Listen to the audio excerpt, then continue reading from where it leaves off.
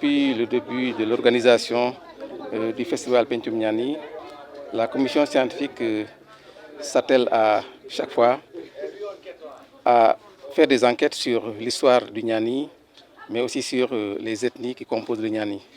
Nous l'avions fait en 2018 avec l'ethnie Mandeng, en 2019 avec l'ethnie Peul Habobé. Cette année, nous avons fait des enquêtes sur l'ethnie Wolof du Niani. Et à l'issue de l'enquête, nous avons constaté que les Wolofs du Niani viennent de divers horizons.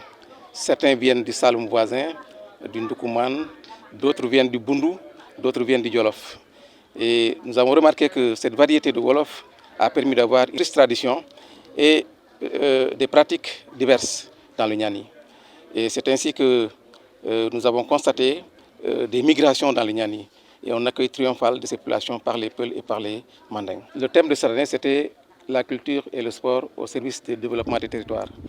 Et c'est pourquoi nous avons mis l'accent sur la culture, à savoir d'abord comment les Wolofs accueillaient la naissance d'un enfant, comment ils pratiquaient l'initiation, comment ils pratiquaient le mariage traditionnel, les funérailles, les danses traditionnelles et même la chasse et la cueillette traditionnelle. Et bon, les difficultés ont été surtout liées au fait que certaines de ces pratiques n'existent plus. Elles ont été abandonnées avec l'islamisation des populations.